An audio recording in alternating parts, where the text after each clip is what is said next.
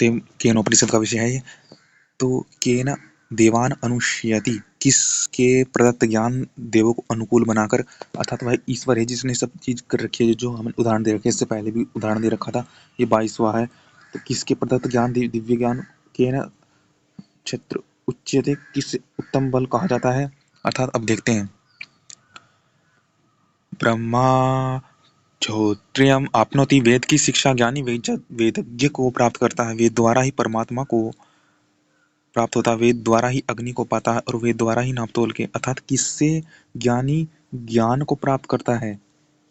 तो पूछ रहे हैं, अब कह रहे हैं कि ब्रह्मा के द्वारा वेद, जो वेद की शिक्षा है, ब्रह्म है के विषय में बताया गया, तो वही ज्ञानी वेद उसका होता है, फिर वेद की रक्षा करता है वह। अब देखते हैं, किसने इस भूमि को विशेष रीति से रखा है। किसने इस धूलों को, अर्थात उस ब्रह्म ने भूमि को विशेष रीति से रखा है कि पृथ्वी भी को ढक रखा है, आच्छादित, अर्थात पृथ्वी भी इधर उधर नहीं जा सकती, इधर उधर किसी जैसा सूर्य के निकट नहीं जा सकती, अर्थात और ना ध्रुवलोक दूर जा सकता है, ना सूर्य अति किरणें डाल सकता है। किसने ध्रुवलोक को घेर रखा है, और किसने पृथ्वी को अपनी जगह से हिलने नहीं दिया। अच्छा, तो अब आगे देखते हैं,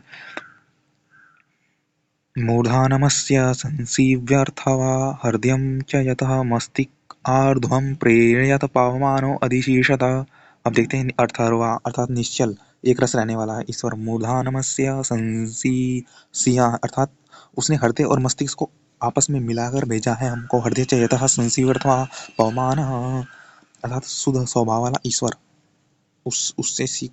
मस्तिष्क से हृदय मंत्र में बहुत उच्च शिक्षा दी गई है। मस्तिष्क और हृदय दोनों के संबंध में इनको किस प्रकार से रखना चाहिए। एक आदर्श उपस्थित मंत्र का है, वह है कि ईश्वर जो एक रस है और शुद्ध पवित्र है, मस्तिष्क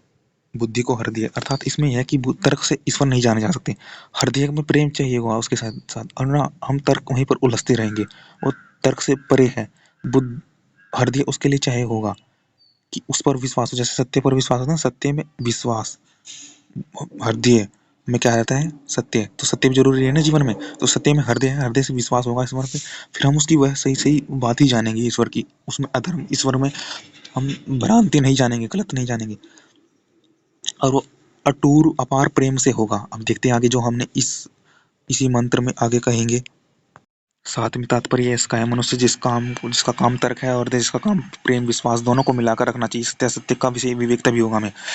जो सत्य है उसका उसे हृदय में श्रद्धा ग्रहण कर लेनी चाहिए, उसे श्रद्धा के लिए बसाने चाहिए कि उसके लिए करना है, वही मैं हो गया हूँ, अर्थात ये मेरा हो गया है,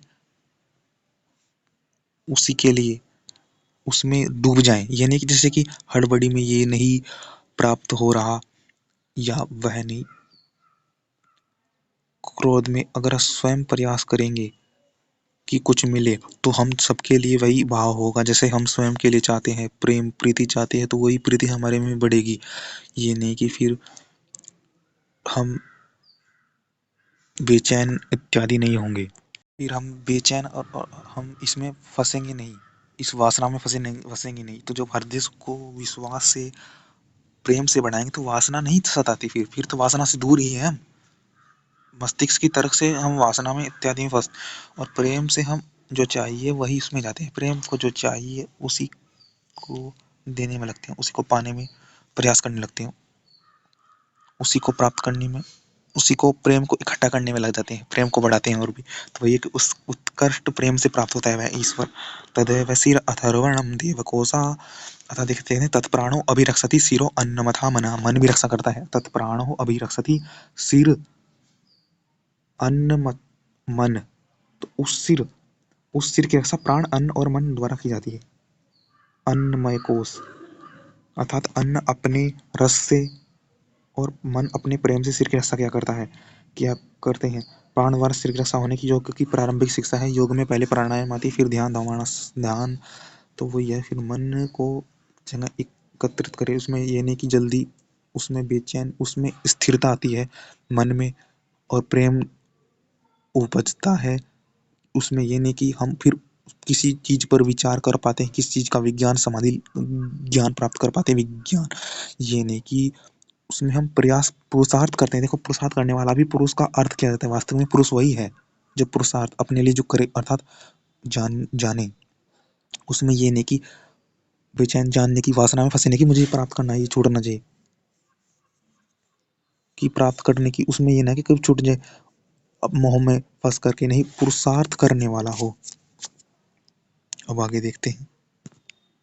मैं शर्त पहले ये है कि सबके लिए प्रीति रखने वाला हो मनुष्य, उपासक यही तो है सबकी अतः उपासना करने वाला यंग योगी व्यक्ति, तो उसमें समस्त के एक भाव होता है समस्त व्यक्तियों के लिए, उसमें ये नहीं कि मेरे साथ ना हो जाए, कभी मेरा ये अहित कर दे व्यक्ति, तो अपना अपना चाहने लगा, फिर जल्दी जल्दी करने लगा, उसमें विज्ञान उसके विषय में सोचा नहीं, इस विषय को अच्छा ज्ञान नहीं लिया, उसमें प्रयास पुरुषार्थ नहीं किया कि कभी कभी मेरे अहित हो जाए, तो पुरुषार्थ ये भावना गलत है। तो योगी व्यक्ति सबसे करता है, उसमें ये अब अपने प्रति ज़्यादा उसको वो नहीं है कि मेरा हित ना हो, वो सोचता है कि हित के लिए हित से ही हित होगा, तो पहले वो पुरुषार्थ करके हित देखता है, फिर हित करता है व्यक्ति वास्तव में। तो पुरुषार्थ पुरुष क्या है, अर्थात जो पहले पाप को जलाकर नष्ट कर दे, पहले भाई पाप है जो आप में है, उसको नष्ट कर दो पहले, उसे जला करके नष्ट किया, जो होगा मेरा, मैंने भी तो कम प्रयास किया है, अर्थात जो मेरे साथ होगा वह मेरे से द्वारा भी होगा, कहीं कहीं किसी अन्य के माध्यम से ही होगा, अर्थात मैं अच्छा हूँ तो मैं अच्छे को प्राप्त करूंगा ही और करते रहूंगा। मैं तो देखो नियम ले लिया कि मैं बुराई के प्रति जाऊंगा नहीं, अच्छे के प्रति जाऊंगा, तो अच्छाई को मैं अच्छाई के साथ ही हूँ मैं, तो अच्छाई को प्राप्त करूंगा, इसमें कोई भय की बात नहीं है, उसमें कोई अपने प्रति की कहीं डर की बात नहीं है, अपने को हम बड़ा अपने को अपने पर वो रहे अड़ी, इतना ही तो अपनी वासना में अपने अपने सोचे अन्य का, तो ये गलत है। तो ऐसी कोई बात नहीं, जो मैं तो सच्चाई के प्रति ही मैंने कर्तव्य निर्णय और क्या व्रत ले लिया है, अब तुम सच्चाई को ही चाहूंगा, तो इसमें कोई भय भी तो इतना जल्दी करने की बात नहीं है, और इसमें ना तो ये स्वयं के हित पर ध्यान दे, कुछ अच्छा है उसको जाने ही ना, अच्छे को जानने से तो अच्छा होगा ना, अच्छे को आपने माना तो जाना, तो हित पर ध्यान है, तो वही है कि पाप की जगह ही नहीं है, पाप को जलाकर नष्ट कर दिया, पुरुष को वही कहा जाता है कि जो अब मैं करूंगा अपने अच्छे इस शरीर के इसके लिए करूंगा, इसमें कोई अहित न होने दूंगा, अर्थात सब सर्वहित हित को जानूंगा, सबके लिए जो हित है वो मेरे लिए हित है, जो सबके लिए वही बात है, अपूर्व खजाना है, अन्न की उससे रक्षा करो, शरीर के ब्रह्मांड शरीर को नगरी कहा गया है, तो इस सर्व उसको प्राप्त करूंगा, शरीर उसकी पूरी है, नगरी कही है, इसी प्रकार हम अपने प्रति जो हमारी नगरी है उसके प्रति सही रहें, तो हम कहलाने का अधिकारी वही मनुष्य हो सकता है जो ब्रह्मा की व्यापकता का अनुभव रखता है कि मेरा शरीर है, अब मैं इसमें बचा हूँ, अब मुझे इसकी पूरे शरीर की उत्तरदायित्व तो मेरे पास है, मुझे इसकी रक्षा कर निभाना है, निश्चित कर्तव्य रक्षा करनी है, अर्थात बहुत सीने वाला हो, आगे से में कहा भी गया है कि अब देखेंगे बहुत से सीने वाला, अर्थात बहुत से दिल महसूस करने वाला कि हाँ ये जैसे ईश्वर हमें हम अपने शरीर को महसूस करें अपनी आत्मा के द्वारा कि आत्मा है, हाँ यह इसके प्रति उत्तरदायित्व करना है, तो पुरुषार्थ करने वाला मनुष्य, पुरुष का अर्थ किया जाता है, पुरुषार्थ करने वाला वही वास्तव में जो हृदय और मस्तिष्क से ईश्वर को जाने, हृदय से जाने, अर्थात वही है कि जो देखो उसमें कहा गया यो वेदा ब्रह्मणो वेदा अमृतेनावृताम पुरम तस्मै ब्रह्मा च ब्रह्माश्चक्षु प्राणं प्रजां ददूम ब्रह्मणम आवृतम, अर्थात निश्चय के साथ अमृत से परिपूर्ण उस ब्रह्मा की पूरी को जानता है, अर्थात अपने कर्तव्य और हृदय को परिपूर्ण करते हुए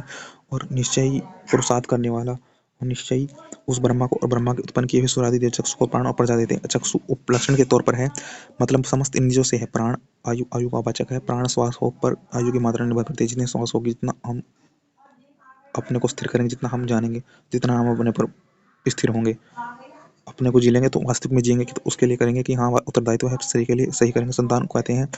ब्रह्म ज्ञान का फल, इस मंत्र में बताया गया है कि ब्रह्म ज्ञानी स्वस्थ इंद्रियों वाला पूर्ण आयु का भोक्ता और संतान प्राप्ति के सुख से सुखी हुआ करता है।